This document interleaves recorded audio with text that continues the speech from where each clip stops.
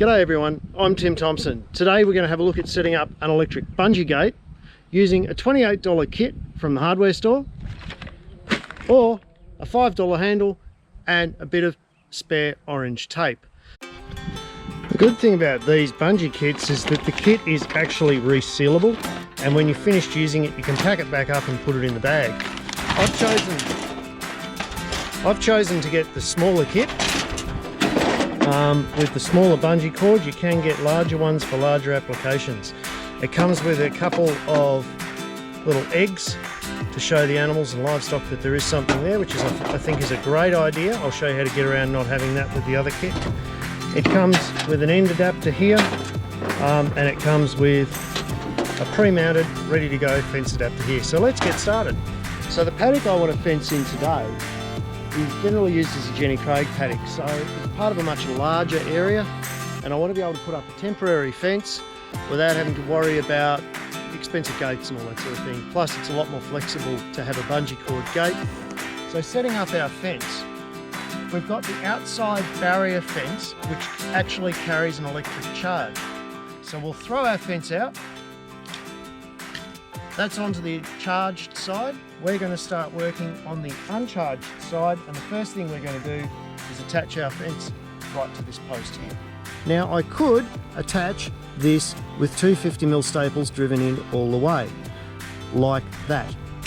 But I'm not going to do that today. What I'm going to do instead is I'm going to use some roofing screws. And the reason why I use these is because oftentimes I want to take this down and use it somewhere else, and having the screw allows me to quickly and easily take it in and out of the post. It's also very much less likely to fall out. Next up, we attach the end assembly into the opposite post of the gateway. So into the end bracket we have to put the fish plate, the bolt, the two washers and the two nuts that come in the kit.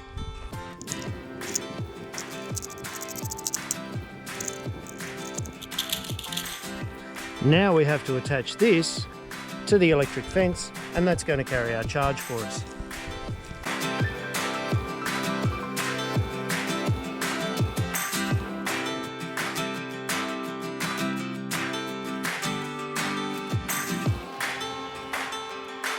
Next up, we want to attach our insulation wire to the charged side of the fence. So we're going to trim off the same 1.5 inches of insulating plastic, but this time we're going to do things slightly differently. This time we're going to trim off a second 1.5 inches just behind the last one, and we're going to pull that back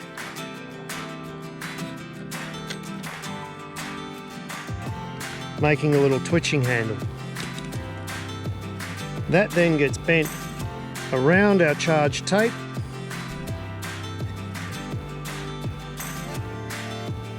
and then back on itself.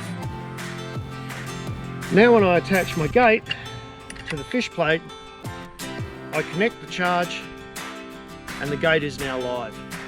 If I ever take the gate off that fish plate, it's immediately dead and I can touch it and handle it. I can drop it on the ground and it's not going to earth out the fence at all. So always put the end that you're tying to on the live section of fence. That way you know your gate's only live when it's attached. And all you have to do is run a ground wire underneath your gate like you normally do, and your internal fence stays charged even when your gate's disconnected. Okay, so we've got our store-bought gate up and going. Now we're going to try and get away with our $5 handle and a bit of old orange tape and see if we can do just as good a job with this. For putting up the homemade gate, we're going to need a bullnose insulator. We're going to need one of those end clips. Now this is optional, but I'm going to show you why I reckon it's better. So we're going to spend $4 on one of these. And we're going to need a little bit of insulated ground cable to tie the whole thing together. First thing we want to do is we want to tie off the inside of our gate post where the gate would normally swing and hinge from with our bull-nosed insulator. Let's go and do that now. So we'll start off by tying an end knot in our wire to hold our insulator into place. If you want to see a detailed description of how to do the end knot, just click on the link.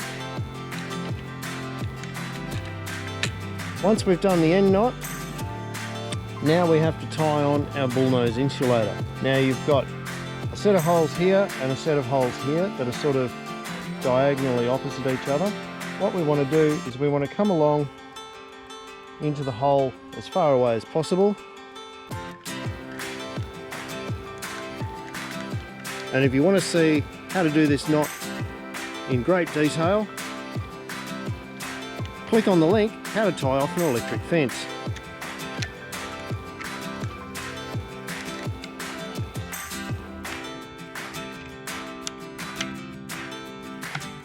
Okay, so now we've tied off our bullnose insulator, we'll run out our cheap gate.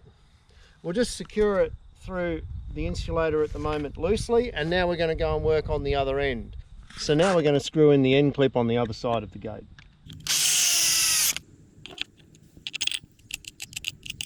Okay, so now we're just going to tie off our end bracket to the live wire on the electric fence so that when the gate is hooked closed, it carries a charge.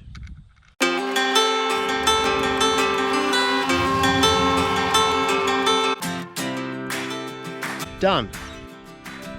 Now all we have to do is hook our gate on, go back to the other end and tighten it up with a quick knot. So I pull it tight, I go once around,